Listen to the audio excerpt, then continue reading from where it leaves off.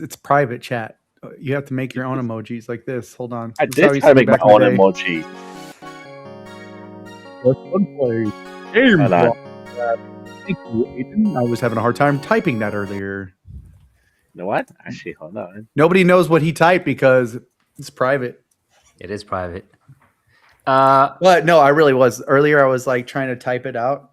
And then I was telling my friend about it. It was the game, and I was like, "You're an axolotl beating things up." And then I kept spelling it wrong. I was like, "Son of a!" It was getting so bad. As an axolotl beating. No, because my kids love axolotls, right? Who so like, doesn't but love axolotl? I know they're super cute, but then I was always like, "How do I not know how to spell this?" I was spelled it every way but the right way. It was like AXOATL. I was like, "What is it? An extra L?" I didn't even think to use There you Google. go. I'm just gonna put this. There you go. Yeah, I definitely don't Also- think I can spell it also wrong. emojis. Yeah. You can't what? I can't spell it wrong again. I've had to spell it too many times. Doesn't Yeah, even I'll look like bet- a word I'll- anymore. You're just like that's like you've just been like, bro, spell it right. Yeah, Spell it. Little practice, you get it right, bro. everything. Yeah. Welcome to Quest Unplayed, everyone. This is Quest Unplayed. Yes, you're at the right place. Hello. Quest Unplayed is where just the three of us invite a guest or guests, or sometimes it's just the three of us yapping to talk about their games and just True. anything about games. I'm your co-host, George, and today's quest is joined by Anthony, who's typing all these different emojis. He's I doing his am best. making my best old school emoji text. Hey, for the no whole- There dirty, you no go. dirty ones. Okay, I saw What? you This is concentrating axolotl. over there. and Zach Hi guys, I'm Zach. That's the dev. He's and Aiden. Yeah, g'day guys. I'm here. All right. Is that a big axolotl poster of your game behind you? Oh, It is. I love that. It's a huge one. Yeah. Oh, it's And before we even get into it, cool. because this question is going to probably get asked later anyway, so we might as well now. I saw a picture of you with a stuffed version of your character. Oh yeah. On your store Oh, page? Yeah, I've got him right here. Oh shit! Look, Anthony. Oh, Actually, that's hot Anthony. fire. That's fire. Look at that. It's really cool. All right, Cool. And, his Anthony, hood start comes off. bidding. How much you got in your pocket, Anthony? $10. $10. That's worth way over $10. Beautiful. No, bidding starts. You can start low, right? I Yeah, got not for the that. peppermint. We know how deep we know how deep Anthony's pockets really are. Oh, look at that! He took off his hoodie. Yeah, you can take his hood Shoo! off. In the first version, you couldn't take his hood off because his little gills were attached to the hood, and so when he did take it off, it was a little bit inappropriate. Did you get somebody? Wow. Did you get somebody commission somebody to make those for you? Well, actually, we went to one of those like manufacturing websites, and we said, "Hey, we've got this audience, and we're going to need like 100 of these. Can you help us make it happen?" And yeah, they said yes, and this is the sample they've sent us, and then we've got like a big order on the way. And if people really like it, then maybe we'll do other colors and different outfits and stuff. But for now, we just have like the generic standard guy. But yeah, pretty happy with how it's all turned out. That's super cool, man. Yeah. So here's a real question, and you don't have to answer if you don't want to. Do you ever cuddle it at night? No, I don't. But I do actually have a weighted axolotl. Really? Which does live in the Oh. bed. Yeah, so it's one of those like nice, heavy So wait a minute. titties. So, Was this yeah. before you made the game? You had this axolotl? No. I have been the very fortunate patron of every single person that I have ever met bringing me an axolotl toy anytime they visit the office. So I now have a plethora of different axolotl toys from all over the world. Just your desk and back- your little area, and there's just like a hole where your face is at. But the rest is all axolotls. You're just like, "Hi guys, I'm Like, still here. there's Don't a worry." guy. Whoa, That's where look my at that! microphone lives. This one's from Mexico. So we went Oh. to a friend of mine went to the axolotl sanctuary over in Mexico and brought that back for us. Aww. I have one from GDC from another friend who was over in America in San Francisco last year. So they brought me one that's like an orange and blue one. I have a couple of like homemade ones, like crocheted axolotls. Those are which dope. pretty cool. And we've had a couple of like fans of the game come past and say, "Hey, I made this axolotl for you. I've put it in like its own outfit and everything, so you can have that, and we'll hopefully make those outfits in the game as well. So yeah, it's pretty cool. We're just full of. You're not trying to drop any hints, but you're like, all right, maybe, yeah, I guess. That's pretty cool, man. Oh, that's actually super dope. You got a whole community of people just give you axolotls. Yeah. Yeah. I think my next game's going to be about Scotch. You're like, so I brought you this Scotch. And you're like, yeah, put it on the desk. Or the other one. Or your next game should be like, about like money, like how Coin is doing. Like, I brought this like cool like extra $100 that's worth in Korean won or something. Yeah. That's how you get rich. This is 1,000,000 won. How much is this in USD? Like $5. I mean, it's yours, bro. It's 1,000,000. Like, cool. So cool. 1,000,000 won would be about $800. Is that $900? $800 million? That's not too bad. Like, you can imagine, like, if you're like me and you don't know stuff like that, and you're like, yeah, this is like whenever they do the videos of how much stuff costs in other countries, like, yeah, this is 100,000 baht, and I'm like, holy cow, and it's like $5. Yeah, I'm like, oh shit, I could do that, man. Shoo, get me on over there. I'll be botting it up. But anyways, before we actually begin talking more about Dungeons and Dining Table. Dungeons and Dining. Yeah. Oh, yes. I got the name right. Dungeon. Because I was like, I know there's dungeons. Wait, say it again, George. Table and dining. I was like, do it again. Table dining or dining? Dungeons and dining tables. Yes. Woo! We'll probably ask you about the question, or ask you a question about the title of the game too. But later. I'm not gonna lie to you. I've been saying dungeon and dining this whole time too. I'm sorry, guys. Yeah, but I didn't even realize it. This podcast is sponsored by Minimap, your ultimate gaming hub, Minimap, and a gaming companion app. You can just basically do anything and everything about games. We're actually doing a lot of updates, and will be released soon. So come hang out with us on Minimap. Come hang out. Yeah. We have a sponsor video. Yeah, play the video. Yeah. Play the video. Yeah. Minimap. All your games in one place. You can play, review. You can connect, play. Again, you can play twice. You can sync all your accounts: Steam, PlayStation, Xbox, Switch. Yeah. And they'll keep track of all your games for you, tell you how much you've knocked out. Yeah, and they'll show you how much I played Dungeons and Dining Table demo.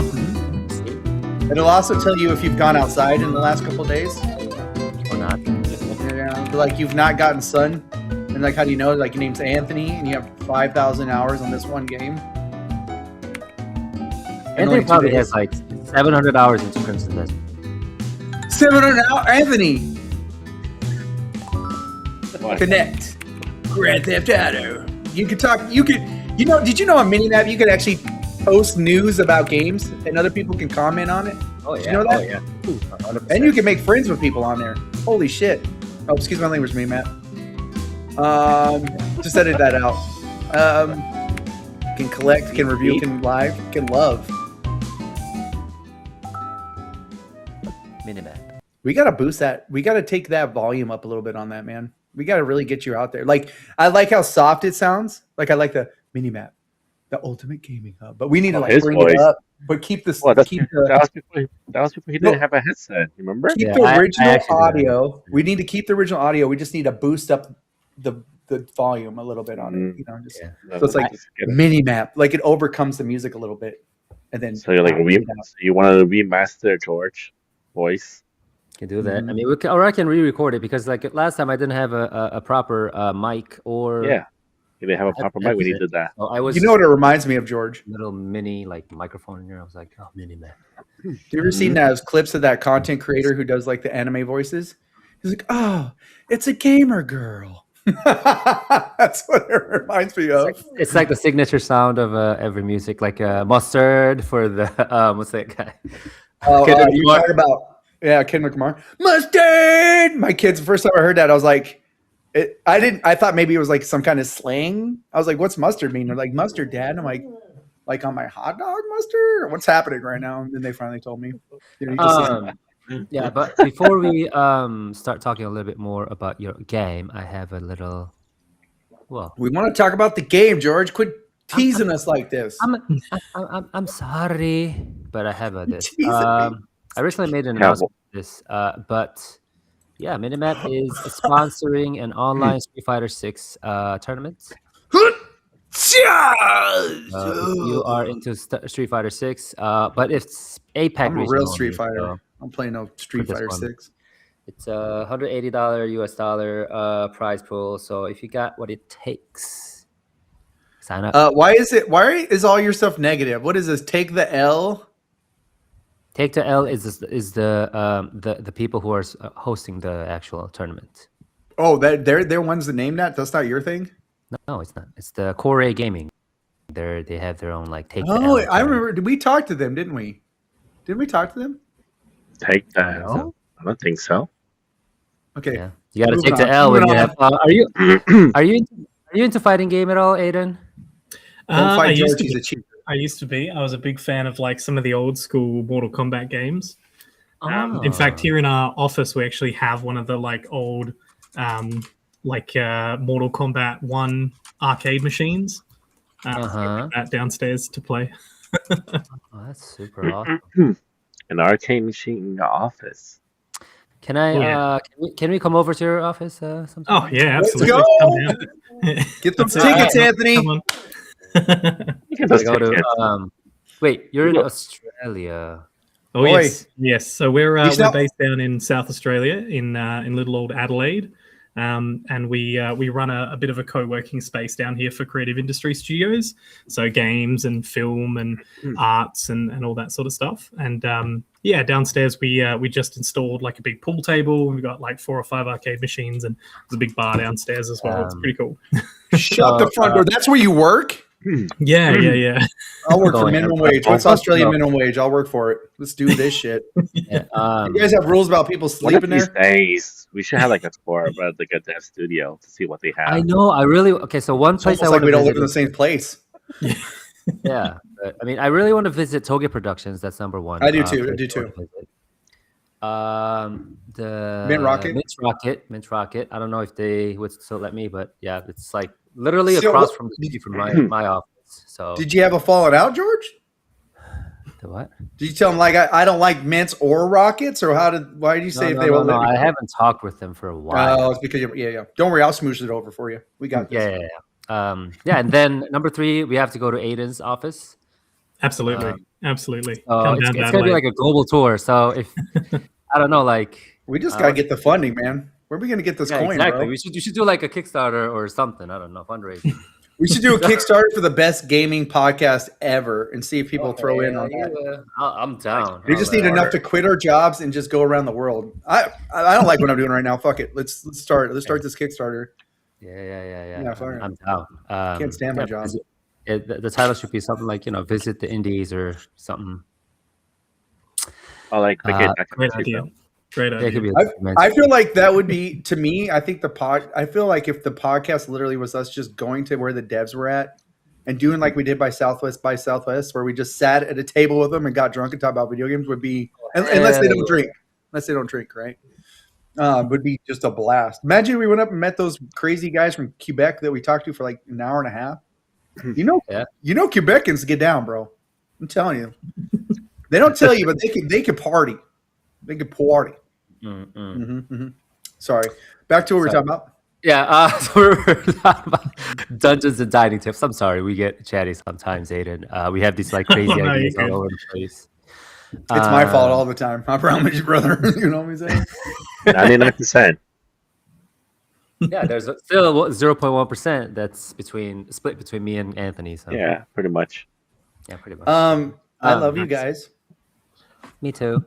Yeah. That Wait, includes did I do that right? includes- Shit, Yeah, I'm not good at that it. includes Aiden too. So it's all of us. There we go. So yeah, can you tell us a little bit? I'm sorry. Can you tell us a little bit about Dungeons and Dining Table? And Spit out. your Yeah, of studio. course. I can totally do that. So Dungeons and Dining Tables, I'll give you a quick little pitch. It's a cozy RPG. So you delve through dungeons to collect rare pieces of furniture. and then you take that furniture back to your house to decorate, and then the cozier your house is, the higher stats are. So each of the pieces of furniture have these different sigils on them or different icons, and they impact your stats in different ways. So you can get like a legendary couch of maximum health, and you'll get extra health points. You can get lamps and bookshelves and all sorts of stuff with attack and speed and cooldown for your abilities and all that sort of stuff. And yeah, you just have this kind of cozy little town. You've got these NPCs you get to hang out with, a little bit like Animal Crossing, where you're hanging out and having conversations with them. You decorate your house, and then you go off into the dungeons and you fight monsters. All that sort of good fun stuff. So yeah, it's a bit of an amalgamation between like an Animal Crossing meets like a Diablo, if you just kind of like squish them together. Yeah, we've done it. I'm writing that down. And style. Yeah, it's pretty cool. It's lots of fun. I've been working on it for about 2.5 years now, so it's been a bit of a journey, but yeah, it's been really fun. Sweet. I love that. Yeah, so right off the bat, my question would be like, how many people are working in the studio? Is it just yourself, or? Yeah, so we're a decent sized studio for Adelaide. So there's approximately 8 developers right now, but we've been as big as 12. In the credits of the game, you can see there's probably about 45 people that have worked over it over the last 2.5, 3 years. But yeah, it's been like a massive journey. We've met a lot of cool people. People come in and out and take on a particular role and get that thing done, and then move on to a new studio and all those sorts of things. So yeah, lots of people have been worked on it. It's been a bit of a labor of love as well. So yeah, it's really cool to kind of put forward what like the Adelaide industry looks like. So yeah, lots and lots of people on the actual project, but as a core, we're about 8 people. So when you said that it's a decent size for Adelaide, and forgive me for being American, but how big is that? Like, is Adelaide a big city? Yeah, so we're what you would consider, if you don't live in South Australia and you live on kind of the East Coast, like Sydney, Melbourne, those sorts of places, we're what you would consider a regional city. But we are pretty much the largest of those. So I think we're about 4 to 7 million people in total across the whole.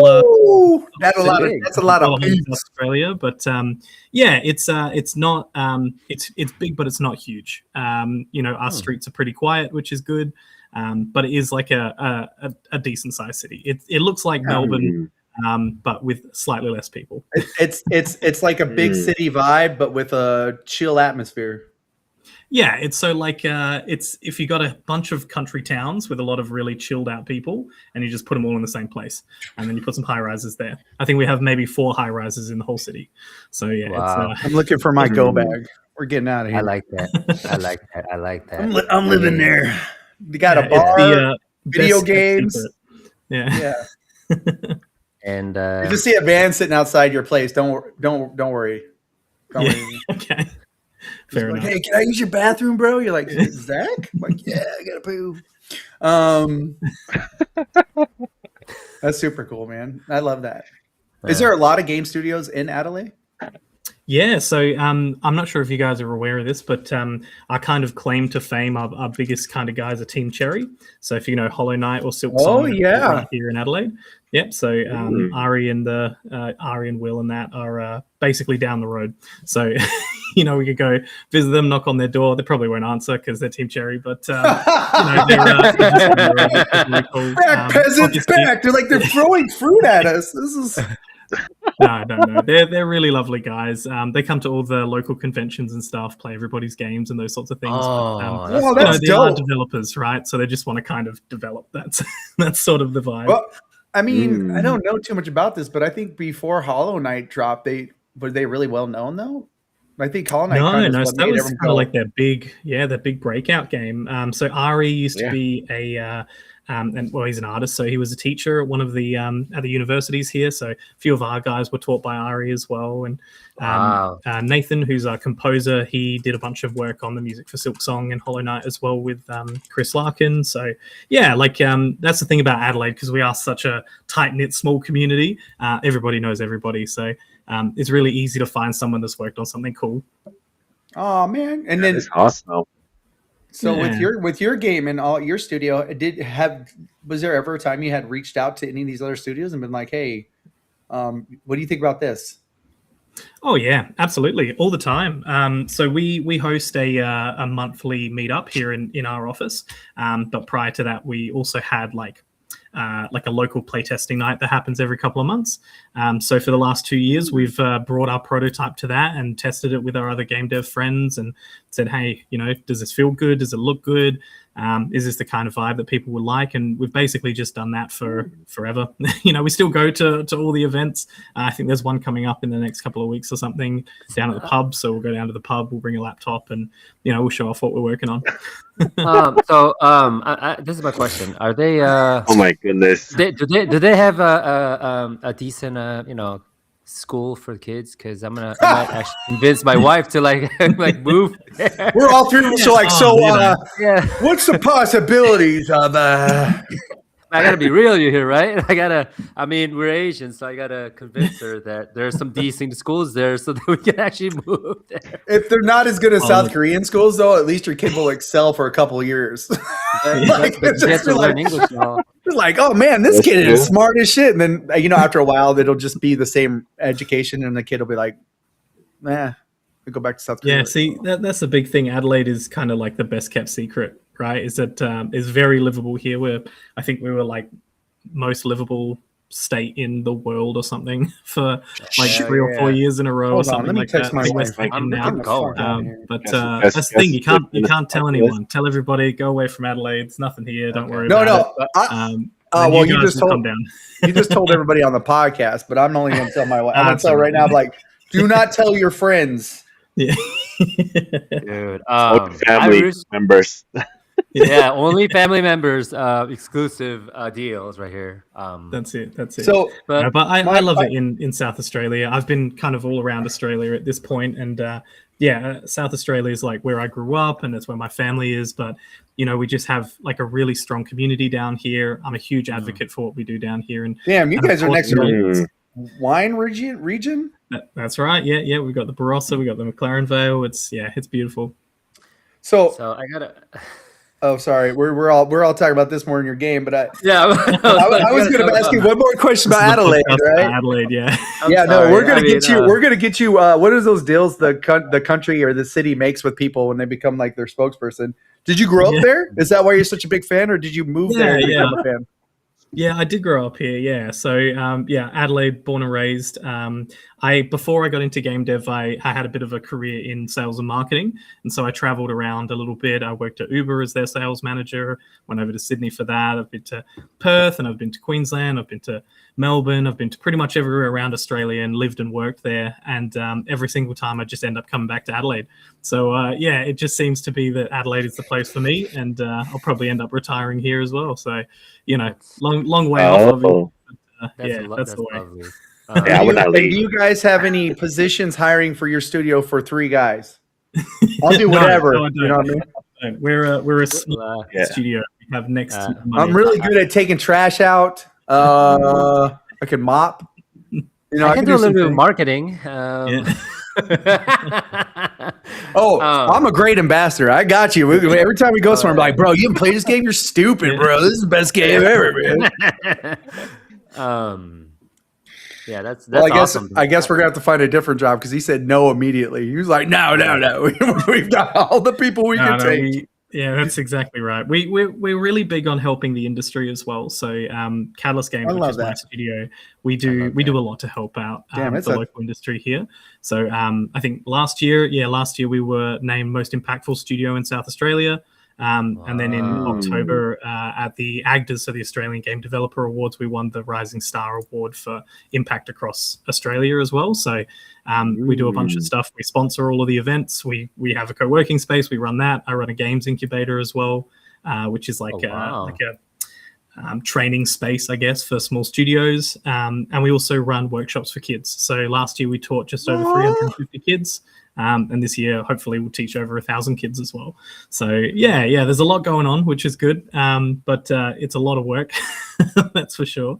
But it's been a fun journey so far. Sounds like good work, though. I love that. It is. You sound like the Toge Productions of West Australia. Nice. You know what I mean? Yeah, because they're big into helping their people out, and you're over here like teaching. I mean, is your game done yet? And you're doing all this, your game's not even done yet? Oh no, not even close. you you played I'm the real demo. like volunteer and stuff like, man, I wish we could make our game now. That'd be dope. Yeah, so we have like sustainability is a huge focus for us as a studio. So we make the game, which is awesome. We also run the workshops. We do that through local councils. So we run it in libraries and community centres, and the libraries and the community centres pay us to go in and do that. And then we also do it for hire. Oh. So yeah, so I'm we do here thinking you're doing it because you're just a great guy and you're banking Oh no, on no, it. absolutely not. No, I do it for the money. 100%. He's like 100% well, for the money. I mean, even though you're getting paid for it, I feel like you probably are. It's still a cool thing, though. You know what I mean? Oh, absolutely. I love teaching and I love tutoring. And before I started the studio, I was tutoring in game dev as well. So, but the big thing here is that it gives an opportunity to other developers. So all of our workshops that we do, we have like a pool of facilitators that go out and teach those. So it's not just me anymore, which is great. But it means that, people that are coming out of university and looking for their first role in game dev can do a little bit of teaching and training on the stuff that they basically just learned. So it's a really low barrier to entry and, lets people get paid a bit. And yeah, it's good. Spread the wealth. So you did some teaching on game development. Was that like in high school or where was that out? Yeah, so I'm a bit older now. I'm 31 now. You're not old. Get out of here. Shut up. Listen, sir, we won't have any of that horsery going on in this joint. All right. He might be the youngest in here. Yeah, you you're one of the youngest. You're the youngest. He's younger than you, Anthony. I'm older than him. Oh, you got good skincare, man. All right, please go, sir. Nice. So I quit school in year 11 in 2011, and I went into the workforce full time. I worked in sales and finance and insurance and marketing and anywhere that would take me, really. I started in door knocking. I did a bunch of telemarketing stuff. And then I found that I got to a point where I was like, I want to start my own business. I want to do this in a way that makes sense to me. So I started my own telemarketing company. We sold tickets to events, and we did that right up until COVID. And then when COVID happened, obviously no one was running events anymore. Wound that company down and decided I needed to figure out, if something else that I could do. And at that point, I was like, you know what? I can pretty much sell anything at this stage. I've got 15 years experience in at that point, 10 years experience in career and in sales, and I've been all across Australia and whatever. So I may as well just do something fun. And at the time I was making Minecraft mods. That was like my wind down time. I was really enjoying just playing Minecraft and making mods for it. And I had built a community of about 200 or 300 people on Discord. And I was like, you know what, maybe I'll just do game stuff. And so I went and I did a course in game design with a place called the Academy of Interactive Entertainment, or AIE. They have pretty much campuses all across Australia. They've got a few in America as well. And I was in person. I got to come in and sit down at a computer and learn. And I learned about all the history of stuff. And I did their design course. So I learned a lot about like production and management and, how to build game ideas and, the economies and psychologies of games and all that sort of stuff. And then while I was doing that, I had a friend reach out and say, hey, my kid's looking to get some tutoring done. And I was like, cool, I'll tutor the kid and I'll learn it and I'll teach and I'll learn and I'll teach. And then, I did that for 3 years. So I finished my graduate diploma there. I got the Entrepreneurial Leadership Award through that school. And then I started my game studio. So, it's been a bit of a journey. That was 2023. So that was about 3 years ago is when I started the studio. Dang. That's good. That's dang, good. Dang. That's pretty cool. I was about to say, man, shoo, bro, you be getting all the stuff. You got all of it. I feel like when I started, I was in a kind of like, I'm an idiot and I haven't finished school and I'll never be successful and all those sorts of things. And then, I learned kind of like how to be an adult and how to be professional and all stop that. It. Yeah, super gross. And so now I'm an adult. Ew, how did this happen? What is this? What's that? What is that? That's a bill. What do I do with it? You pay it. Why do I pay them? Or like, did you have it? Exactly. To eat, to have lights. Ridiculous. Yeah. So what do I but- do? Why is it rain on my head? You have to buy a house. I have to what? They're like, you got to Yeah. buy a house. I'm like, oh, another bill. But that's the thing. I felt like that, and I felt like a lot of people that I knew and people that were, coming up also felt like that. And so I kind of spent a lot of time doing what I can to help people understand that stuff in a more sustainable way, so that they don't have to sit out in the rain and figure it out. So, Try to design a game underneath a tent. Like, what are you doing here? I'm a developer. Yeah. I got the fastest internet, but I also live in a tent, so it's kind of weird. It's cool.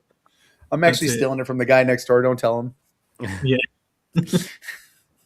No, that's super cool. I love that. You have like such a you have a really like thick background in development. So so all that stuff. So going to talk about your game, I didn't know if we were supposed to pop the preview or anything on yet by now, because we've been just jagging around with our teeth here. But all that, do you feel like that is that helped you quite a bit in designing, dungeons and dining tables? Oh yeah, absolutely. I mean, to start with, actually, Dungeons and Dining Tables wasn't the first game, off the rank with our studio. We started with a different prototype, which was called Wasteland Tactics. It was like a tactics-based hexagon, turn-based sort of thing. It's supposed to be like a Civilization meets like, space exploration, wasteland planet. Everything's robots, Terminator, AI's coming for you, the whole thing. Normal that was stuff. A cool idea. Yeah, all the normal stuff. All the stuff we're all worried about right now. Pretty much everything I wake up to on TikTok every day. Pretty much, yeah. And I loved the idea, but it was really way too complicated for our first kind of game. And so as we were building that, we were making some learning games for a platform over in America as well. And that kind of helped us start our like work for hire kind of arm. And then, nobody was into that game. I wasn't into it. The team wasn't into it. The people we showed weren't into it. And so, we played around with this Dungeons and Dining Tables prototype. Initially, it was called Kindle Quest. It was like a top-down, two-player, like Diablo-style experience where you played as like a little fox and you kind of ran around like a dungeon with skeletons and stuff, and you had to hit them. And the core concept was that you would go through the dungeons and you'd find townspeople, you bring them back to the town, and that was essentially the full loop. And when we were building that, people really loved it, and more people started to engage with it. And some of my developer friends were like, "Oh, this is cool. Can we work on this? Like, we want to be part of this, whole experience that you guys are building." And it kind of just spiraled from there. So, it was going really well. We took it to PAX in Melbourne, so our little baby PAX, and the audience really loved it there. We did a couple of interviews. Things started to go well, so we thought, you know what, let's put into this. And I was talking to a friend of mine, Matt, and I was like, man, I got to come up with a better name, because Kindle Quest was like, Kindle means like a group of animals, and then Quest is like quest, and then people like Kindle like the book, and I was like, oh no, it's not Kindle like the book. They're like, oh, kindling like the fire, and I'm like, yeah, I'm gonna get a different name. It's terrible. Yeah, right. So I was talking to my friend Matt, and he was like, well, what is it that you do? Yeah, and at the time we were playing around with the idea of the furniture and the furniture doing stats and all that sort of stuff, because I thought that was really fun. And he was like, oh, well, you explore dungeons and then you collect dining tables, so you should call it Dungeons and Dining Tables. And I went, oh, that's brilliant. That's exactly the name. We're going to go with that. And then we had a conversation with Wizards of the Coast to make sure we didn't get sued. And they made us change our logo a little bit, but apart from that, they were happy. And then we trademarked it. So it's all good and all above board, which is great. But yeah, super fun name. I like that. Mm-hmm. Yeah, I mean, Dungeons and Dining Tables. It's not Dungeons and Dining Tables. Okay. Yeah. I like that. Okay. Dining Because when I was playing the demo of it, I saw a lot of the Kindle stuff to Kindle. Like, the word Kindle appeared quite a few times. Yeah, so it's kind of like an ode to the previous version of the game. The town is called Kindle Rest, and that's your kind of hub world that you go back to all the time. So yeah, we thought we'll keep a little bit of the character from the original design. Yeah. Yeah. I think we should watch the trailer for the game itself so that people know what we're kind of talking about. Awesome. Before we actually continue the conversation. Yes. Yeah. Great. Yeah.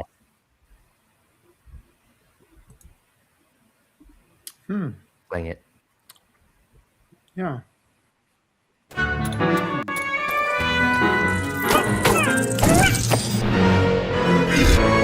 wants coffee.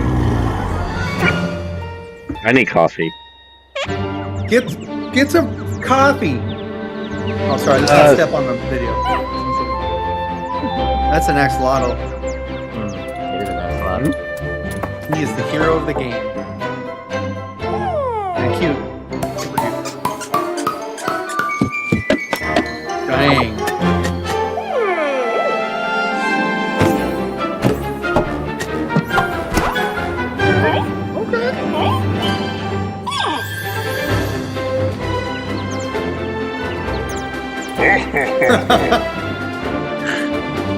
It's me after lunch.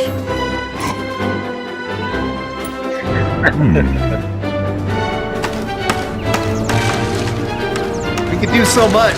That guy does all the work though, doesn't he? Yeah, I can see it. Yeah. These other two people are in the Air Force because they're watching him work. Supervisor. Good job. Yeah, keep doing it. Yeah. I love that, man. You know, when I first saw the name of your title too, I was thinking it was going to be food.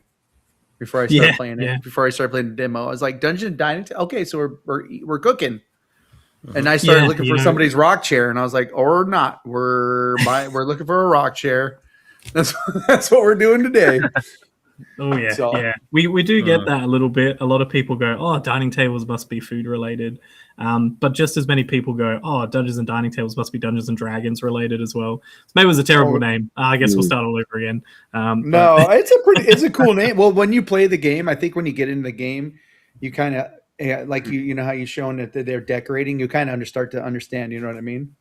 Yeah. Oh, absolutely. Yeah, I think once you start like playing the game, you kind of get the almost the nostalgic kind of vibe of like old school games like Spyro and Crash Bandicoot. Yeah, right away.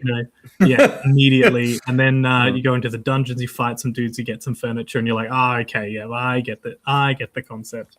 So that's the hope anyway. You know, the hope is that everybody kind of looks at it and they go, yeah, this reminds me of the games that I used to play when I was a kid, and you know, maybe my kids will be into it, maybe my partner will be into it, and kind of use as a gateway into the harder stuff, like your Path of Exile and your Diablos and all of that stuff later. I like how you made it sound like a gateway drug. Like, yeah, it's a gateway into the harder stuff. You know, Diablo. You're like, Jesus, man. I just want to build furniture. That's all I want to do. That's it. Yeah, I mean, Diablo 2 is one of my favorite games of all time. So yeah, awesome. Diablo 2 was dope. It'd be hard to like kind of but replicate that. But oh yeah, it's so much work to do anything like that. Those guys are geniuses, you know. But yeah, you know, we're doing what we can with what we have. I think a big core identity for us is making sure that it is simple enough that you can pick it up and you can play it and you can kind of enjoy what's going on. You know, some of the previous iterations of it had a lot more complexity around the stat system and everything like that as well. But we've removed that, made it much simpler. It's a lot of iteration. Like game dev, you probably hear this from other game devs as well, but it's a lot of like testing and trying stuff and changing stuff and all that and just trying to figure out what feels good. I know that right when I got into the game, I was actually I had my old controller like sitting over here, right, and I was like, it was off completely, and I was like, wait a minute. The minute I got in the game, I was like, I think I need this, and I picked it up and turned on. I'm like, yes, it is a controller game. Like, you immediately knew this had to be a controller game because I think you can do stuff with the keyboard and mouse, right? Oh yeah. So you can do keyboard, mouse, controller. The main thing for us is that we want it to be console first. So as a development team, we want to build experiences that are, you know, accessible by as many people as possible. So with that in mind, make sure to optimize it and keep it in quite tight boxes to make sure it's going to fit with everything that we want to build it on. Obviously, PC first is super easy because we're building on PC, so it's easy to compile in PC. But we are, you know, we're part of a developer community that's, you know, got access to Nintendo Switches and Xboxes and PlayStation development kits and all that. We're registered developers with all those platforms. So the idea is that, you know, long term, if we can make it happen, we'll port it to all of those different platforms, and then everyone can play. Or more people can play it at least. I played it with my keyboard and mouse because I don't own a controller. I didn't have any problems. It was pretty smooth, you know. Like, you know, I love using mouse and keyboard, the We traditional. just got this did guy to both. start using Pretty headphones. nice. Yeah, Yeah, I'm sorry. I'm just give him one more year. Do they even Yeah. sell Xbox controllers over in Korea? Is there mostly like PlayStation controllers? we do sell it. I think I've said this before, but I've never seen anyone who's actually Korean own an Xbox ever. Well, I don't. I no. just have the controller Well, for my you PC. can use the Switch controller. Yeah, Oh, yeah. Switch. Yeah, You absolutely. can use the Switch controller on the PC, huh? I never do that. Yeah. You can do Yeah. that. How do you connect that though? Like, Yeah, think Anthony, you tell us just how you Bluetooth connected, Anthony. I'll tell you later. Okay. Son of a, he's lying. I swear to God. I mean, I have a Switch, so Yeah, well, Well, one of the I big think things for us was accessibility. So, Yeah. depending whatever controller you plug in, all the glyphs will change and the buttons will change to say Yeah. this is the correct button for this thing. And then there's also a setting in the menu that you can change it to key bind it to whatever you want as well, which is good. And yeah, so we've really thought about stuff like that. One thing I didn't put in the demo, which is coming in the next version of the demo, which should be today or tomorrow.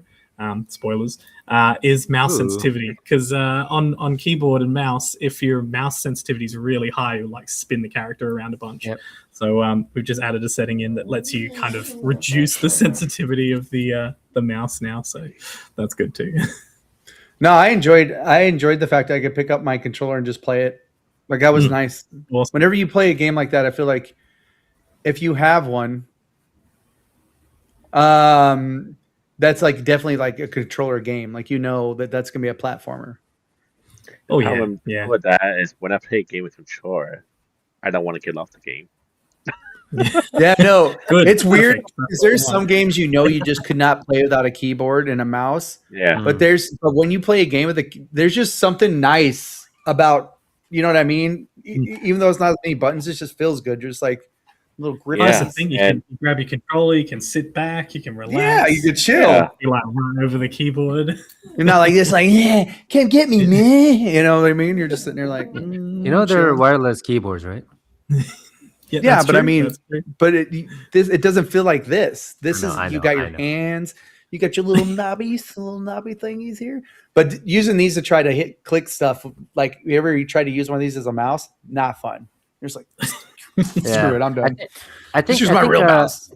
I think depending on the games, like especially for like genres, there's different ways you should actually play. Like for example, if I'm playing a JRPG game, I'll probably play with my keyboard and mouse is better personally, because it's like got to do a lot of and games like Civ, obviously yes. keyboard and mouse. First person shooter, I prefer keyboard and mouse. But stuff like this, I think, is like Mario stuff. Obviously, controller. Mm-hmm. Like God of War, action RP or adventure games. Obviously. Oh yeah. Yeah, I know I remember playing mostly console growing up. So when I first played on the PC, I was like, wait a minute, where's your controller? Like, it is the keyboard. And I was like, the keyboard? Huh? What is the keyboard? Right. So, but then you definitely, when you start to actually play those games, you know what I mean? It's much different. Yeah. Yep. 100%. Even though I played my first PC game wasn't a lot of buttons, it was Doom. So it's just Right. click murder, click murder. But yeah, and so with your game with the character, why an axolotl? I was gonna ask you the same thing. Like, who's Yeah. that? Oh anyway? shit! I'm sorry, George. Oh. George, you ask it. I'm gonna be quiet.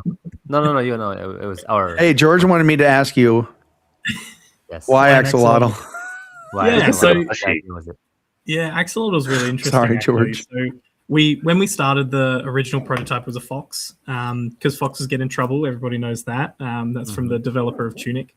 And so we thought, we'll go with a fox character. That'll be super fun. And it was, for a good year, it was Sly really Cooper. fun. And we got to a point where we were like, actually, the fox is really boring.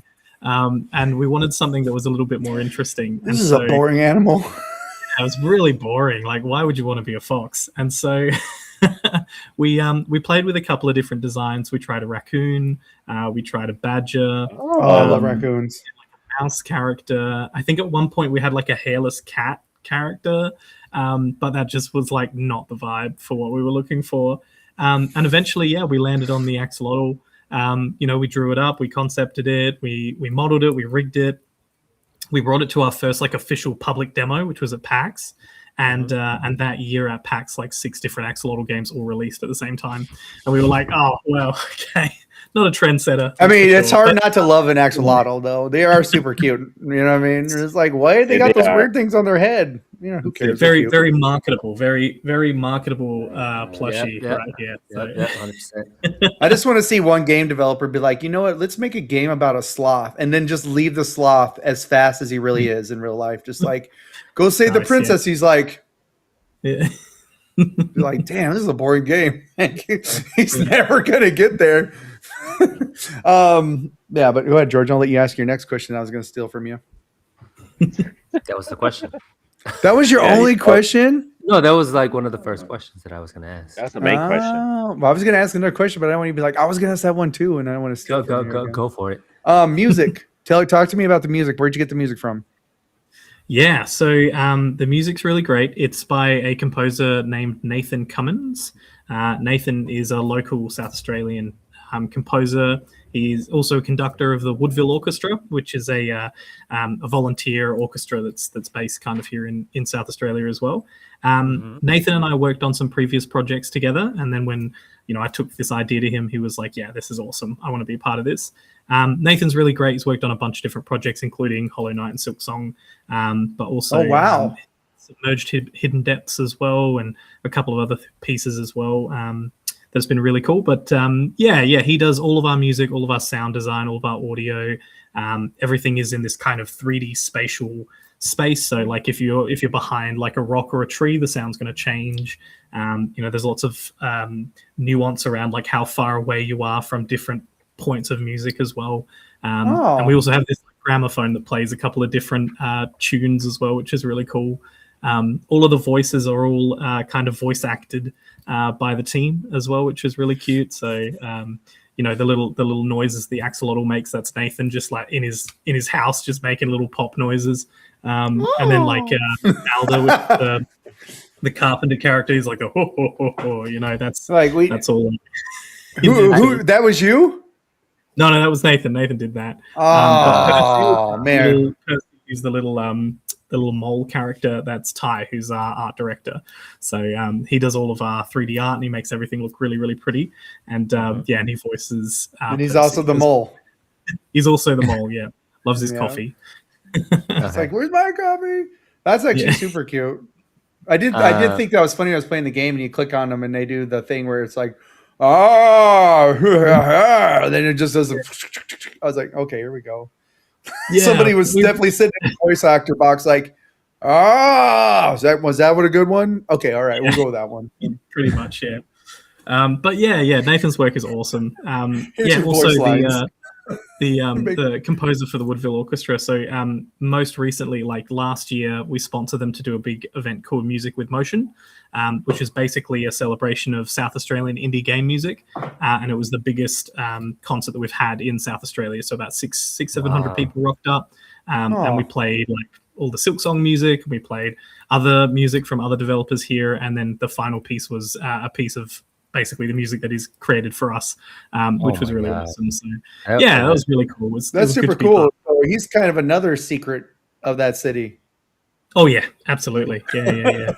I mean, kind of a big deal around here. Don't worry about it, boys. What did you? Yeah, that's a great idea. I always love whenever they do like music related concerts for like games. I think absolutely. You're doing like an Elden Ring concert here in Korea. I don't know if it already happened or happening soon. And also they're doing a lot of different stuff with like game related like concerts or I think they did like Lies of P once as a concert. So I honestly love it. I love it. I think music and games is such a that's the thing about games. Games is sort of this middle ground between tech and art, right? Like it's art that comes from the tech. And I think that is such an interesting space because tech is not, you guys know tech. Tech is like full of tech bros. You know, it's not super fun. It's not. What's the super cool. ROI on this game here? Yeah. What's the EBITDA for the company? And you're like, oh, geez, too many acronyms. Yeah, but when right. What is the That's the thing. CTR of this? You're like, I don't know. Let me go Oh try. my cat. Yeah, it's ridiculous. But that's the thing. Like you add art into the mix, and then all of a sudden you're creating these crazy experiences that you can share at a worldwide stage. You know, a great example of that is Expedition 33. You know, like the music from Expedition 33 has just like taken off. They're doing concerts everywhere. I think they just beat they beat Bad Bunny in the music charts. Like the actual pop music charts has Expedition 33 music as the most Bad Bunny album for the past month or something like that, which is just crazy, you know, to think about. It's video game music, but yeah, no, I won't ramble because that's like absolutely part of my special interests. But yeah, it's super cool because That's true. yeah, when I started playing the game, it definitely the music sounded like it was made for like it wasn't something you just purchased. You know what I mean? It sounded like someone actually created the music. So that's why I asked you because sometimes we'll get devs really on here and they're like, oh, we just asked this guy and he made some stuff. But I think you and the last game we talked to, they got an actual orchestra to come in and do music for it, which is pretty cool because there's games that don't have orchestra that have different music styles that you will remember. But I mean, almost everybody can remember games like what's that one with the Keyblade and stuff and Kingdom Hearts, right? And when you're playing those games and the magic of the orchestra in it or any of those other things, you know what I mean? It just brings everything to life. Yeah, it's so awesome. And that's one of the things that we love about the game is that everyone that's involved in the project is really focused on putting in those 1% extra things to make sure that it's like really solid. And so one of the things Nathan's done with the music is that if you sit there and you listen to some of the background noises, the birds will tweet the tune of whatever is playing at the time.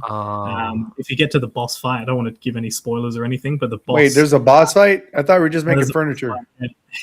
In the boss fight, the boss is kind of like snoring, and as it snores, it hums the tune that's playing in the background as well. So it's just little things like that. You don't pick it up unless you know what I would love if the boss fight was against like a antique dealer that just didn't want to let go of like a pretty cool idea. Like you cannot have this chair, and you're like, all right, let's throw down for it. No, I'm joking. Like I will have that piece. Yes, But that's pretty cool that they're actually you put that kind of small detail into the game where not only is the person hearing the music that's playing the game, but kind of like a fourth wall where everything else is hearing it in the game and singing along with it. Exactly. Yeah. And I think that's really important. You know, if you're going to make a game that, you know, you want people to really enjoy and play and keep playing, you have to have those 1% extra things just to make sure that the people that are into that really get it. They're like, did you notice? One day Anthony would be like, did you know the boss actually snores the tune if you wait long enough and listen to it? We're like, thanks, Anthony. Yeah. Fun fact. Sorry. The fun fact moment. Fun fact. Yes. We still got to make that t-shirt. You got to make a t-shirt that says fun fact on it and then just put your Twitch little barcode or something on the back. Somebody hits you up. Like, fun fact. So a little bit of background info is that Anthony always says fun fact and then he just pulls out ridiculous like information that nobody knows. He's sitting you know what's sad is Anthony's sitting on a gold mine. He needs to make a fun fact video game channel and literally be about going into fun facts about video games and recording it. Did you know? And then do one on the sleeping guy snoring making the tune. Boom. People are gonna watch that. Let me know, I'll share it. You're welcome, Anthony. You're welcome. But it's got to be all like shorts videos so that people don't get bored of like all the fun facts. It depends. You can make a long video if it's interesting enough. If it's like if it was a fun fact one, he could probably because there's a lot of them. There's actually a guy that's pretty famous for being on YouTube and not making video game content, but he make video game content like how many power lines are there in Grand Theft Auto 5, and you literally go around and count all the power lines, and people love this guy. They're just like, all right, well, there's 66 power lines. So, Anthony, you keep that in your skull. We'll talk later. Only want 2%. So, and tell us a little bit about how you went with your graphic style, because it's very like you said, it does feel very like Spyro.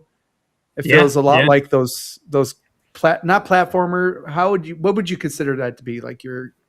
Yeah, I mean, it is like that kind of adventure game, platformer, old school style, PS1 era kind of mascot type games. We took a lot of inspiration from that because, we all grew up with it. So Ty, who's our art director, he's in charge of kind of the main 3D art. So he does all the character design, and he came up with our kind of art Bible. So for those that don't know what an art Bible is, it's essentially like a guide of references and scales to say, we want it more in this stylized direction rather than this direction. We want like softer lines rather than sharper lines. We want the environment to look this way or that way. The characters have to have a certain amount of emotions on their face and those sorts of things. So he's kind of in charge of that whole space. That vision comes from him. And then the core vision of the game, so the mechanics and the story and all that comes from me as the creative director. So so like Ty and I work really, really closely together to make sure that everything kind of aligns. And then he kind of disseminates that information throughout the art team, and then they come back with their designs and their ideas. Oh, he has a whole art team. Yeah. So we have concept artists, we have prop artists, we have him as our character artist. He does a lot of the rigging as well, so the animation stuff, that's all him too.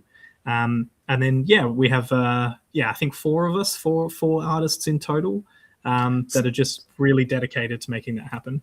So out of 8 people on your team, 4 of them are artists. Yeah, we are huge on the art side. Yeah. You're like, I wish I could develop this faster, but there's too many artists. No, I'm just kidding. Like, yes, it's actually really because the art ends up being the first thing, which can come with its own challenges, but it means that the art team is always way ahead of everybody else. So even on our programming side, we end up kind of falling back a little bit. I'm a bit of a programmer. Luke, who helped us put the demo together, he's a friend from another development studio. He put a big chunk of our mechanics together. And then we also have a guy in Brazil that we work with who does some programming stuff. And then Nathan, who does the composing stuff, he's also in the programming side too. So, it's a bit of a everybody does everything kind of. Everybody's got a little bit of everything on them.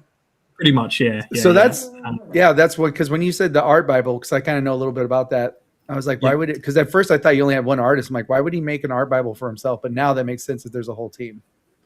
Yeah. So it's really good to keep us kind of aligned. We've got Jamie, who's awesome. She does all of the furniture pieces. So she comes up with the different items for the set, and we have like a structure for that. It's like, there has to be a minimum of 10 items, and one has to be a bookshelf and one has to be a bed, and tables have to be this high so that the next item sits properly on top of it, and lots of little rules like that. But she's put together some templates now, and we've made 10 or so different sets of furniture for the game so far. So, she's getting really, really strong on, always has to be this height, always has to be this height. So that's been really good. Tony, who does our concept art, he does all of our environment concepts. He does all of our furniture concepts, all the enemy concepts as well, which is really cool. So he comes up with the ideas, and we kind of tease them out and go back and forth until we've got a really good idea. And then he will make a turnaround for that. And then that gets sent off to the 3D guys. So they handle it from there. And then Hannah, who's also absolutely amazing. Hannah is the one that made the big piece behind me. She does all of our key art. She does all of our UI. So everything on the kind of 2D side of the HUD of the screen, all the menus, all of the the pause menu and that's all her. She's done all this handcrafted, painted looking art to make that look really pretty. So yeah, it's really like a massive force of people coming together and just making the coolest thing they can. And it's really fun to watch and be a part of. But I could see one of the artists messing up, and then somebody's coming in with this big Bible, hey, so does this look like this? Huh? Does it look like it? Tell me. And the guy's like, I'm sorry. It doesn't look like it, doesn't. I'm like, oh, I'll fix it. We're not like that. You need to hire me. I'll come in there and be like, so is this the right height? And the guy's like, what's happening right now? Hi, I'm new here. I'm in the van outside. Yeah. I'm the guy with the whip. Who let this man in? No, but that's really cool that that everybody kind of has their they do several jobs to get the game done. Yeah. So it's kind of everyone's responsibility to make sure that the game is ready. But at the same time, everyone kind of has their thing that they're in charge of. They do the best. So, yeah. So that way, like they feel, accountable to that, responsible to that particular aspect. But if they can help somebody with something else, that's part of the job, right? Yeah. That's awesome. Yeah. It's less pressure for sure. Yeah, it is. It's that's how teams work, right? I mean, you got to be together, working for the same goal, and then everybody kind of chips in, does their part, and then it kind of adds up to become something beautiful. That's exactly right. It's the 1 + 1 = 3 mentality. It's the more that we do together, the better we can become as a group. Right. Yeah. Can you tell? Is the Kickstarter over, or are you guys still? It is. Yeah. So I finished up. It's the 15th day. I think I finished up on the 9th. We are still accepting late pledges, I think, for the next week or so. I'm not sure how that works. But we were successful. We did about 140% of our goal, which is awesome. And a lot of people backed us, which was really nice. I think we had 450 or so backers, which is really, really, really cool. That's crazy. That's a lot. Yeah, more than I thought. So yeah, I'm really happy about that. Like you're smiling right now. So right after you said that, you're like, yeah. Yeah, no, it's great to see people like interested in what we're making, and I think the demo really helped as well, having something like physical and tangible that people could play and test out and go, yeah, I'm into this idea. I'll think about supporting this team to make it. A big part of that is the plushies as well. I think we sold about 60 of the plushies through the Kickstarter, which is awesome. Well, hold on, you giving the plushies away with the Kickstarter as well? That's what I'm looking right now. I'm about to buy the plushie. See, Anthony, I knew it. I knew it. The minute I saw the picture of you holding that plushie, I'm like, Anthony's gonna get that shit. Yeah. I knew it. That's awesome. Yeah. So for the Kickstarter, I don't know if they can still do it or not, but basically they bought the game plus a plushie, and now there's there's a bunch of different rewards. You can have a look at it all, but there's like copies of the game. There's the plushies. Some of the higher tiers are really crazy. There's like beautiful. There you go. Oh so my there's God. like we Up in have our the game. show bag. It's got like this big desk mat. We have them all through the office, which is awesome. Keychain stickers, the plushies, all that sort of stuff. Whoa. Yeah. That's... Some of the bigger stuff He's as like, well is like he was like, go down there. Perfect. That's where I want right there. Yeah. Some of the bigger rewards are things like we'll put a character in the game for you or a pet in the game, different outfits for you. I think like right some real here, crazy stuff. Yeah. So this is the Kickstarter updates. Get the game $25. Get the game twice. Yeah. Advocate. Visit a collector, marketable plushie, deluxe show bag, art connoisseur, pet owner, fashionista $800, interior decorator, character creator, and dungeon master for $10K. Yeah. They do the We thought dungeon we'd put master. the big ones in just in case. I don't think anybody bought the big ones, but yeah. I was about to say, I mean, damn, 10K, That'd bro. be so cool. That'd be so cool, though. But it's pretty common to have these big supporters. In case you have a whale out there. Yeah, in case you have like a millionaire who's like, oh, I'll just do this. Yeah. Well, the big thing for that is like things like the dungeon master and the character creator. They come with like 10 keys of the game. So like if you and your 9 other friends really wanted to be part of it and they wanted to make a dungeon and a boss and everything like that, then you could all put in to make it happen and those sorts of things. So that's kind of why that was our justification for it. But you never know what's going to happen. So we thought, you know what, we'll just do We'll throw it out there. Oh, this is the team. Oh shit! Let's look at this team. Oh. Can we pop them up there, George? Can you I can't. Oh, here scroll? you go. Control.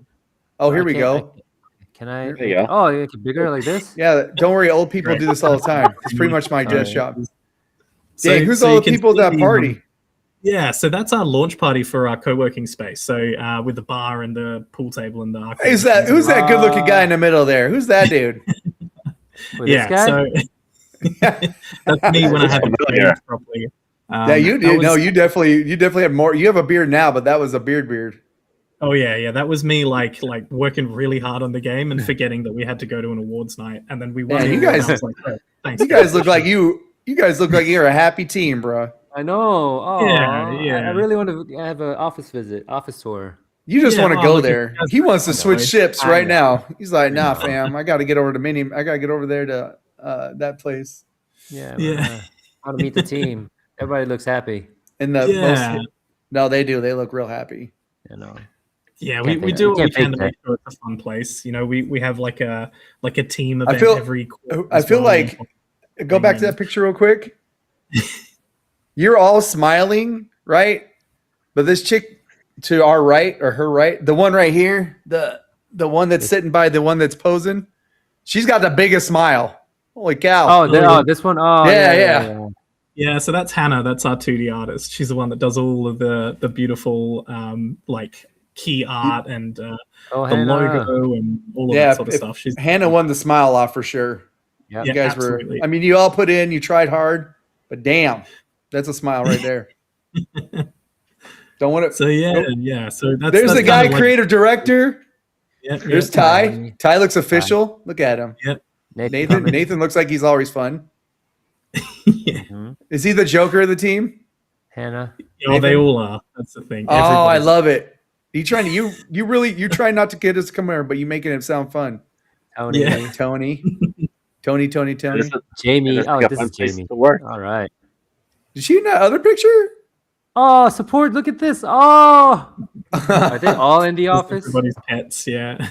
That's a Oh, lot of They are, poop. and Oh, and that's they will not be an office, able though, to- right? Yeah. No, not at all. No pets in the office. Man, Biscuit I think looks like no pets in the office, Oh, Biscuit looks like he's the smallest out of all of them. What's going on with Biscuit there? He looks scared as hell. Gotta get Biscuits. One of those tiny dogs, man. I'll bet among all of them, Pixel is the leader. Yeah, Pixel looks intense though. Like Pixel's Pixel like, looks. you guys shut up. Like you're listening to me. Yeah, I'm the cat here. Yeah. That's such cat energy. Yeah. If this was an ARPG team or whatever, Pixel's definitely the main character. Oh hell He's like, yeah. let's get in there, boys. Then you got like, I don't know, the Bella or whatever looks like the muscle. Bella or Biggles. Bella's a I tank. think Bella is the soft one. It's like the soft, kind-hearted one. I think Bella's the soft-hearted one, but also the one that's tough. And then Biggles is kind of the tank. Yeah, tank. And Baloo looks like that one's like the healer of the team, you know, because he's got a stick. And- Yeah, we And love then- it. That's a healing spell. yeah, Monty looks like they're like an electrical wizard. You know, somebody does something.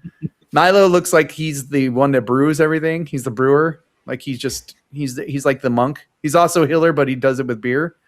And Biscuit looks like assassin. It's assassin. like, why am I here? What's going He's on? got those small black eyes and that ear up. He's like, I hear murder somewhere, and I'm not doing it. It's time to get to Yeah. work. I like that. I love this crew. Yeah. So if you I are mean- listening and you're interested in backing the team, this adorable team of These are the developers. the actually. support team plus all the teams members. Anthony, Yeah, you can still do it. You can still back the projects. I think they already that plushie. got 100%. Yeah. So we're fully funded. The campaign's technically over, but I think we are accepting late pledges. So yeah, you can jump on if that's something that you want to do. But yeah, it's going to help us kind of move forward with what we're building. You know, the big thing for us as a studio is the more that we can organize from this project, the less other projects we have to do in the meantime to keep the lights on. So yeah, it does really help having that kind of funding and support from the community. So yeah, it's really big for us. Yeah, it's pretty neat. Do you plan to only sell the plushies, or do you have to actually back it? We'll probably sell the plushies. Yeah, I mean, I got to do at least 100 to get the good price from the manufacturer. Right. Yeah, so we'll definitely have a couple left over, I imagine. We do sell the big show bags at conventions, so we have like the tote bag and the desk mat and everything all as like a big bundle, and those go off at conventions as well, which is great. They're a bit cheaper at conventions because obviously we don't have to ship them anywhere, so you know we give them to someone. Right. But yeah, I actually went yeah. overboard and just got the show back. Yeah. Did you really? Yeah, I did. Son of this kid over here. Well, I know you brought the lead, but what is this shirt you're wearing, Anthony? I saw some pixel characters on it. Oh, this. It's like my Yeah. Minecraft shirt. Aw, it looks Yeah. cool. All right, get out of here. Just kidding. I love you, Anthony. Thanks. I'm messing with you. And Anthony's got to go, everyone. Yep. But we'll stick around for a little bit. Yeah, more, 'cause, we're we not have- done. I think we are at question we're number not done. 21. I think we got to do another 24. Thank you, everyone. Awesome. We're gonna find Good to out. meet you, Anthony. We're gonna find out his Yeah. street he grew up on, his first pet, his mom's Oh, maiden yeah. name. Just kidding. Yeah. Yeah, no. I got so lost after Anthony left in the dog part. Now my brain's all jibble jobbled. So what are you guys looking at for? I know you probably don't have do you have a soft release time or? Yeah. I mean, well, our next big kind of deadline or milestone or the thing that we're looking for is we're looking to get to early access soon. So my hope is that we'll have an early access release around October. October for us is when PAX is in Melbourne. So we're hoping that we'll have the early access at that point. We will be in Melbourne. We'll be at PAX. So, we can show it off. We can, maybe do a giveaway, give some people some keys or something. And the idea is that what you've currently got in the demo plus kind of double that is what we're hoping for the early access. And then the full release sometime next year, if we can make it all happen. Oh, nice. Okay. Yeah. Again, it's one of those things where we've been working on it for a while because we've been working on it part-time. And the more funding that we get and the more support that we get, easier it is. It makes it much easier. Exactly. Yeah. So at the moment, we do some other work on the side. We're doing some VR stuff and some agriculture stuff and some tech stuff. Back over Christmas, we released like a Disney product as well, which was really cool. And, just lots of little things that we do on the side to keep the bills paid and, keep everybody here and all that sort of stuff. But, and fed, lights on. Exactly, you got it. But yeah, the more that we can do on the project, the more support we have for it, the easier it becomes for us to just focus on that, which means it gets done better and it means it gets done faster. So that's the core. Yeah.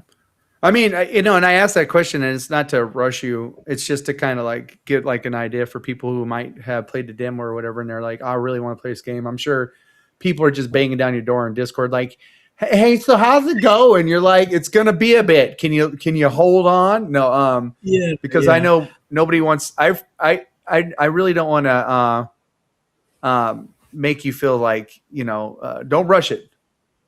No, we're very happy to make sure the game is good. I think a lot of people give indies a bit of saving grace on time periods for games, especially with. I mean, Silksong took like 7 years and those sorts of things. So, as long as we don't take 7 years, I'm sure. But it did come out. It did come out, yeah. And so far, it's beaten Grand Theft Auto 6 on that. It did come out. That's right, yeah. So our core is just to continue communicating with our community as much as we can, and showing off all the new stuff that we're building and all that.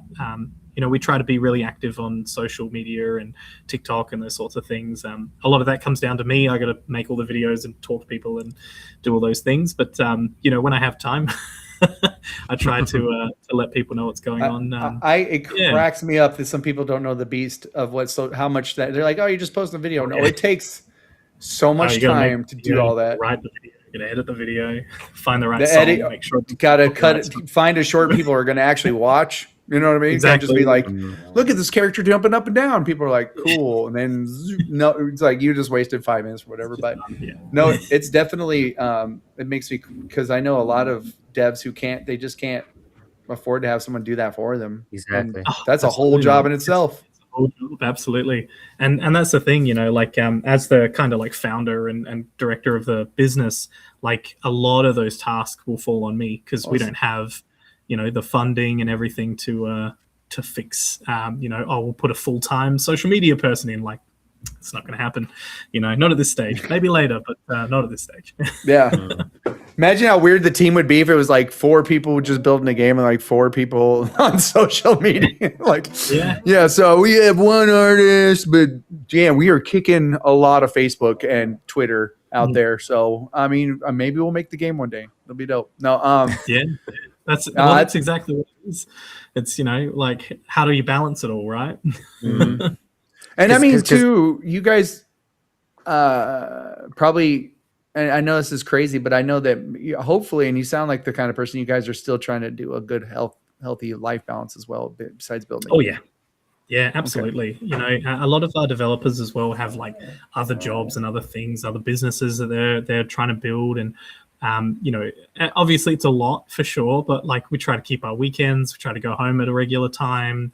You know, one thing for me that's been really great is part of the job now is going to conferences and going to conventions and things. So I use that as a bit of time to like, okay, well, you know, for example, we got to go to Japan in May for Bit Summit, which is a big indie festival there. I'm like, oh, that sucks. So I'm going to spend 2 weeks in Japan again, and relax as well. So yeah. So like I can do a little bit more of that stuff, which is good. You know, I've been very fortunate to actually have some funding from Screen Australia, which is a big like a national government arts fund to help me go over to Japan for that. So that's pretty exciting. It's part of something called the Future Leaders Delegation. So I'm really excited about that. But yeah, our government helps out a little bit with some grants and those sorts of things too. So yeah, it just makes it a bit easier than trying to do absolutely everything on your own. So yeah. Right. I think I'm sorry, George, I didn't mean to interrupt you, brother. You okay? Yeah, I was going to say like you're skipping Korea though.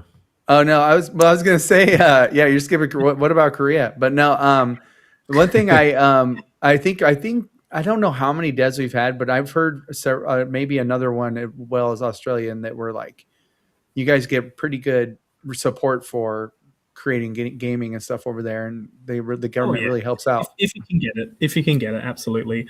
In Adelaide, it's a little bit less, again, because we're small.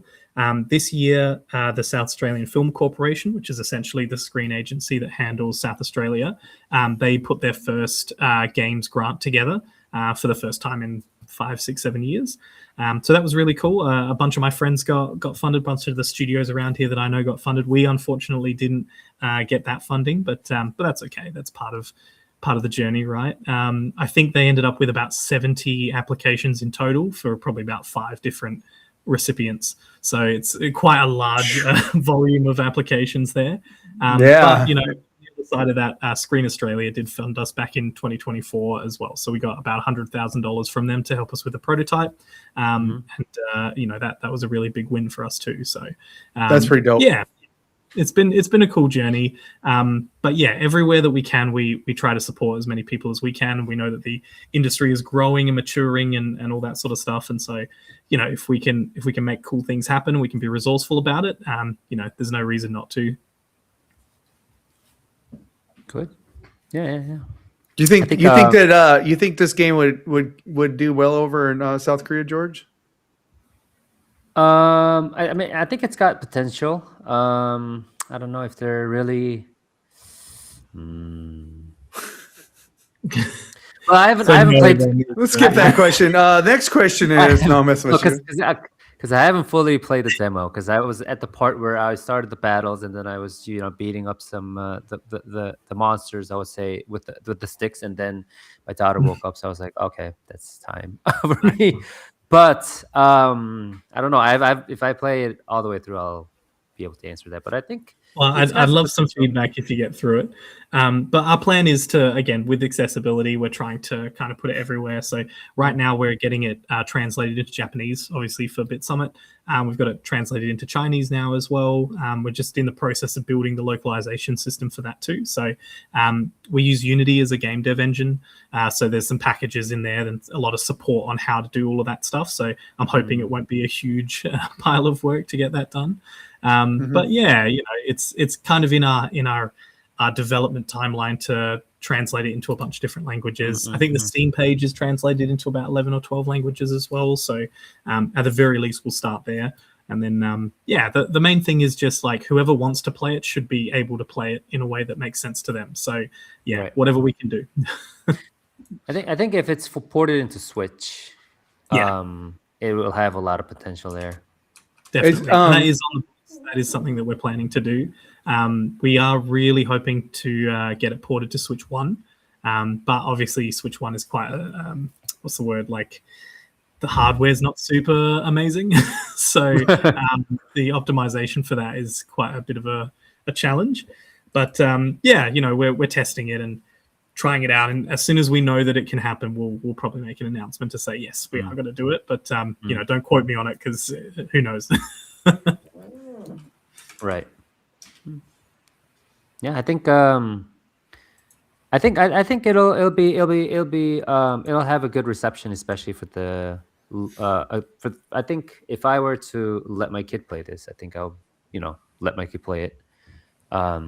And after I finish the battles and all that, I'll be able to kind of assess to see if it's going to be suitable for in the Korean market, because like the Korean market is a little bit, I don't know, they're always expecting it's all like mobile focused right now, but they're slowly shifting towards PC and console games. And they've been exposed to games like Elden Ring and Lies of P and Stellar Blade. But I'm pretty sure there's a big population of gamers in Korea who are into cozy, like we're more focused games, relaxing and cozy games. And also like obviously the Animal Crossing had a huge success here in Korea. Like they ran out of Switch because of Animal Crossing. So Switch is pretty big in South Korea. Yeah. And then like I think it was at one point Switch was like you had to pay like extra to buy the Switch itself from like a secondary market. So there's potential, I think. That's pretty cool. Yeah, I mean, definitely playing the game, I definitely see how like it would kill at a Nintendo market. You know what I mean? Yeah, 100%. Yeah, it's got all that the was kind of the focus. We wanted it to have that kind of art style, and we've always thought about it being Switch first. So it's one of those things that are like, as long as we can, we will. But there's a process with that too. So Switch. I mean, I don't know how much about Switch I'm allowed to actually talk about because the NDAs that we have to sign, but like there are specific nuances around each different platform that are different. So, we'll make a build, but then we have to make a different build for PlayStation and a different build for Xbox and different build for Switch. So there are different things you need to do to make that work. So yeah, as long as we can make it work, we'll definitely do it. Yeah. So you're planning to go to Bit Summit in May, you said? Yeah, that's right. Yeah. And then do you have any other exhibitions that you're going to be at so that people might be interested in checking out? Yeah, so this year we've got we go to a bunch of different ones, but usually around Australia. So this year we're going to Pixel Expo in Perth. That is in September. We'll also be at PAX in Melbourne, so that's in October. And there's probably a couple more little ones. There's obviously in Adelaide, we'll be at AvCon, which is in July. There's a few little ones. We might go to Queensland for Queensland Games Fest. We'll just have to see how it all pans out, because lots of travel is fun but also exhausting. So it is exhausting. It's basically your time taken away from game development. So exactly, yeah. And you can do a little bit on the plane or whatever, but it's different from being actually at work and being at the spot where you can do it all. Yeah, exactly. I think one thing that's popped in my mind, I was thinking about it because you taught and everything before you. Is there anything making this game that has taught you that you didn't know before you had started making the game? That all of it. Like the whole thing. Like every day, I learn new things and find out more stuff about how to build games. And one of the most recent things that we've been working on is these ambush encounters that happen in the dungeons. So when you walk through the dungeons, you find this little kind of built up area, and as you walk into it, all of these encounters start, and you got enemies that jump in, and you have to deal with waves of enemies and all of that. And I had to build that whole system from scratch in about 2 days just before we launched the demo. So it works. There's a couple little bugs in there that I want to smooth out, but understanding how many enemies should be in a wave and what the waves should look like, and should I have 3 waves or 5 waves or all of that sort of stuff. I went down a huge rabbit hole on how does Diablo do it? How does Path of Exile do it? How how does Dungeons and What- Dragons do an encounter? Should this be like the hidden cow level or no? Yeah, I mean, maybe, like that's the thing. We have so much room to expand and try new things, and like there are systems in there that I'm like, okay, now I have to learn how interfaces work, and so now I have to learn this whole extra section of code. I have to learn how static variables work, and I have to do this and that, and now the newest challenge is localization. So how do I now convert all of the dialogue into keywords that can read from a spreadsheet so that I can decide whether it's English or Japanese or Chinese or Korean or whatever, and have all that information fall back into the game. So it's one of those things where you don't know what you don't know until it comes up. And that is the entire process, and has been the entire process. And I think that's also the beauty of indie games. You have no idea until you actually start realizing that you're responsible for all these different things that's coming at you.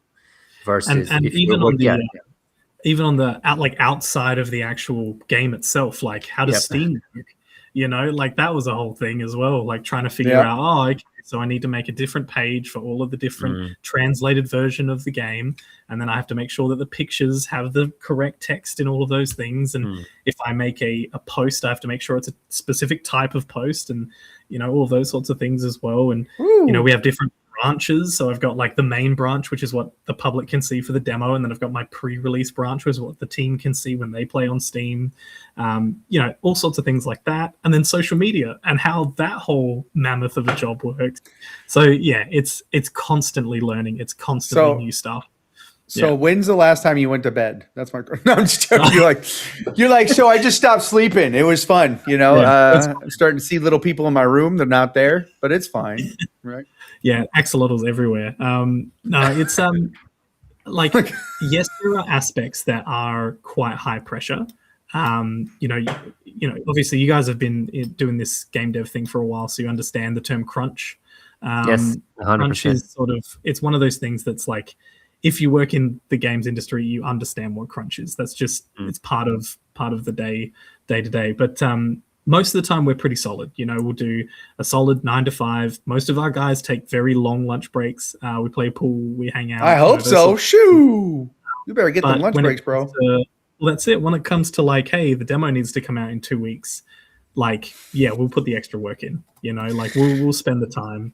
Bring the tents to the office. Maybe a cot or two, a sleep bag. We've got a little couch, so sometimes take a little nana nap on the couch and then get back to it. And I've been here at the office 3-4 o'clock in the morning. I feel like too, you guys probably love the game and you love what you're doing. So when someone's like, "Hey, we got to put some extra hours in," nobody's like, like I would be like, "Hey, I need you to do this job this week," and I'm like, "Son of a." But if it's like, we have this thing coming up and you're gonna maybe have to pull some extra hours, and if I love it, I'm like, I was hoping I'd have to pull extra hours. Let's do this.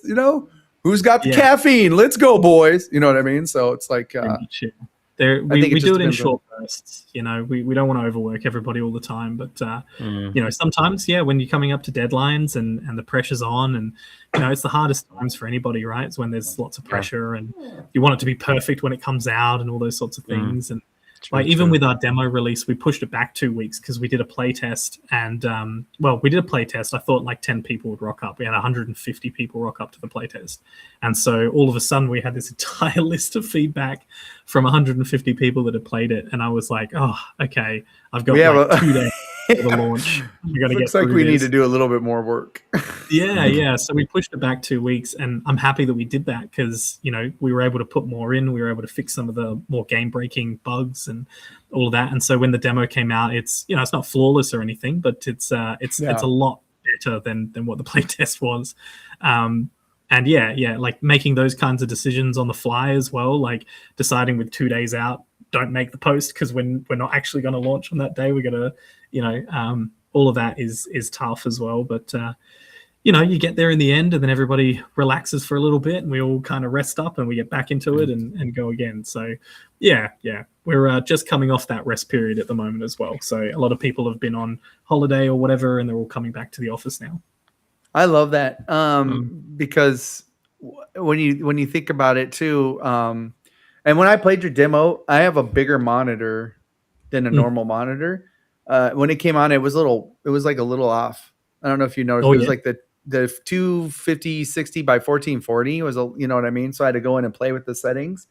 Yep. But I love that you put right in the demo, like, and I think anybody and everybody should understand this. Is like, this is literally a work in progress demo. So don't be like coming at me like this is all crazy. You know what I mean? You're like, I'm sure you want the feedback, but it also the feedback should come. I feel like I hate it when, and I think this is anytime you're part of any team, you're trying to build something. Someone's like, well, this is garbage. And you're like, why is it garbage? Like, well, I don't know. It's just garbage. But when someone's like, hey, I tried your game and this happened, that's like free money, right? For you guys. Because you don't have to get it. You're just like, I'm on it. You know what I mean? So I love that you guys put that in the demo. Like, definitely, like, this is a work in progress. And I'm sure people have reached out to you like, hey, did you notice this? Or whatever. I'm getting a lot of that. Yeah, we have a like a play testing channel in our Discord. So if anybody finds a bug or something, they can take a screenshot or a video. Smart. They can put it in there. We also have like on the actual game, there's like a report bug function, and you click that, it takes you to a Google form. You can put all the stuff in, and that comes to us. So I also noticed you had an unstuck button. I haven't seen one of those in a hot minute. I was like, thank God. Like, what happens if it all breaks? So the unstuck button has been really helpful. I love that. No, because it reminded me, I can't remember what PS1 game it reminded me of. There was a game I remember once, and I had to use the unstuck button, and it was a fully, this is back when it was, you got the disc, that's it. There's no downloads. And I had to use that unstuck button so damn much. I was like, get me out of here. So I love that. It's not a perfect solve, but it does help us. Like, I think there's one area in the town right now which I'm going to fix before we put this new patch up. But there's a fence that like we've knocked over so that you can walk through behind the house.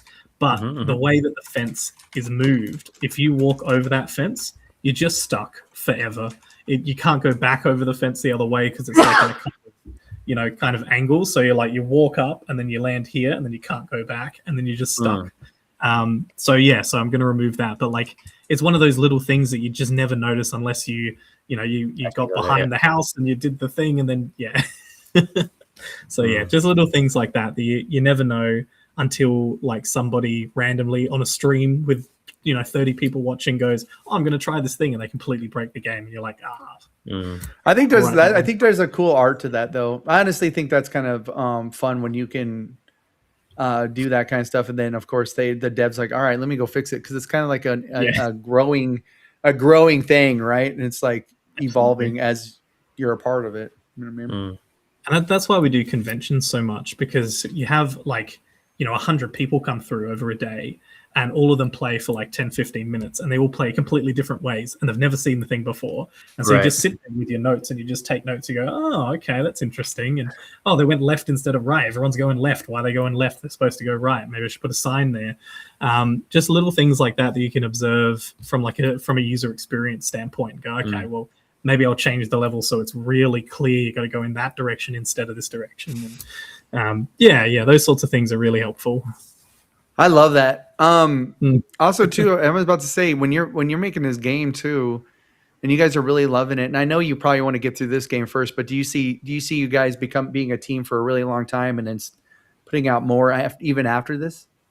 Oh yeah. So one of the big things in indie dev is that very few people get their first release out. Even fewer people get their second release out. So that's like a really big thing in the indie space because of the sustainability of building a business around a small community. So our focus is, well, for me, I plan to kind of be here for a long time. I want to be running Catalyst for 10 plus years if I can. So the idea is like, if this goes well, then we add some DLC content or some updates later down the track. Potentially look at a Dungeons and Dining Tables 2, like a prequel or a sequel game. The other thing for us, because we do work for hire, we have got other releases under our belt, which is really good. So there's much smaller projects, but the idea is that we build them on the side, and then the bigger project comes out as well. And so as a studio, we end up with 4 or 5 different releases every year, even if the main project takes a long time. It's a big resume buffer for the team as well. A lot of our guys, including myself, all came straight out of uni. and it's our kind of first job in games. So everybody that's worked on this has this great basically portfolio of we've done this thing with Disney, and we've done this thing with this with the CSIRO, which is a big government contract, and we run these workshops for kids, and that project looks like this, and then we've got the main project as well. So the hope is that everybody that works on the team, whether they work here or whether they work somewhere else, they have like a decent looking portfolio that we can just kind of help continue to build. And I mean, like, it sucks when people leave and that sort of thing, but it is a small industry, so they'll likely be back, as long as there's work for them and those sorts of things. So, we're kind of more focused on, go away and learn new skills and bring them back in, rather than, oh, I can't believe you left us and never speak to us again. Right. Well, now you're dead. Now you're dead to us, and no good luck in the future. No. Yeah. We hope you fail. It's not like that. Yeah, I think we're almost wrapping stuff up. Do you have anything you want to tell to the audience that have played your demo, or people that have never played it yet? Yeah, I mean, if you've played it, or if you, if you know us, if you've seen us on social media, or you've gone to a convention and had a local chat with one of our team members, thank you. Like genuinely thank you, because it really helps us to feel good about what it is that we're building and continue building it. Because if you guys are there going, oh yeah, we want you guys to succeed, it really motivates us. So if you have, awesome, thank you for existing, thank you for being around. If you haven't seen us, if you don't know us, and you haven't played our game, have a look at it. Maybe you're into it. The demo is free and it's on Steam. You can play it right now. I'm sure by the time that people are watching this, we will have the Mac version of this up. So that's my plan for today, is to get the Mac version of this done. It's probably like 99.9% done. I just got to do a couple checks and then it goes straight up on Steam. So if you got it on PC, if you got it on Mac, you can play it on Steam Deck. All of those things work. Have a play. If it's your type of game, join our Discord, join our social media, share it to your friends, tell people about it, wishlist the game. Anything that you do to help us boost the signal really, really helps, like more than you can imagine, especially for a small team like us. So, that would be my general message. If you like plushies, you should totally buy a plushie from the Kickstarter. But pretty sure Anthony just did before he left. He was like, "Oh, he had me a plushie." Yeah. You notice how he just stopped talking? He was like this. He was like, "I like the toe bag. Yeah, the toe bag." Yeah, I love awesome. Anthony. Anthony's that guy. He's like, you had me a plushie, brother. You know what I mean? Yeah. Love it. That's the thing, whatever we can do to help engage with our community. If you have feedback or suggestions, we've got a massive Discord. There's about 600 of us there now. So, have a hangout on there and talk to us and let us know. And if you see us at an event, say, hey, keep going. You guys are awesome. That's 100%. Like the biggest... Yeah. Now that you're here, we're all friends now. I don't know if you know how that works. Like, even if you don't want to be my friend, that's too bad. Too bad. It's all too late. It's too late. You ever seen one of those creepy movies where the person's like, you are my friend? You're like, no, I don't even know. You're like, no. I'm just joking. No, but we definitely, I think we are rooting for you, because I honestly, super smart. You've got, I don't know. You said so many words at the beginning I couldn't even understand. There's a lot of development stuff, but I love that you guys are building this game. You got such a happy team. You're all smiling, and the way you're going about it is just super cool, man. And now we all want to move to your city, which you shouldn't have been telling us about. So, because now everybody's like, I shouldn't have said that. Yeah. I wrote it down. I literally sent my wife a text immediately. I'm like, check the city out. We moving. Yeah. Literally. Yeah. I was like, I heard from this dude. He's going to give me a job. He said I can empty the trash cans at his studio. So, nice. No, but no, it's super cute, and I love. I think you're the only game. Oh, I didn't mean to step on your mic. I'm sorry. What did you say, brother? No, you're good. I just said if you guys are ever in Adelaide, come down. We're super. Super free. Are we gonna go to the pub? Yeah, or we could just have beers at the office. We've got a. All right, and play pool. Man, listen, bro. We ain't leaving. You messed up. You done messed up, my guy. You know what I mean? Like, hey, we have no more beer. I'm like, that's your problem, not mine. No, I was gonna say, like, when it comes down to it too, I think you're the only game I've ever heard of where you get you get powered up by the furniture you put in your house. I think you're the only one, right? It's pretty unique. I haven't played any games that are similar to that. I mean, Moonlight is really close. You know, Moonlight is great. It's dungeons and shopping. But like, yeah, there's a few things that are similar, but I don't think there's anything that's quite exactly what we do. Yeah, I'm hoping that's good enough to be, you know, unique in the market, but also, you know, still clear enough that people get it and they don't get too confused, especially by the dining table name. Hopefully there's a couple mythical pieces. Do you guys have a couple mythical pieces of the game? Like this one couch has got like, it's like, yeah, absolutely. So you know, you can fold it out into a bed so George can lay on it kind of couch. Oh, that's a good idea. Maybe we should do like one of those recliners or the sofa bed couches. But we do have like every set is a different level of rarity. So one of the sets, which is the legendary set, is it's called a Brokia set. So it's like broken IKEA furniture. And the boss is kind of the one that gives you those legendary pieces. And the boss has a couch as its weapon that it swings around as a club. And you can get the couch, and the couch is a unique item.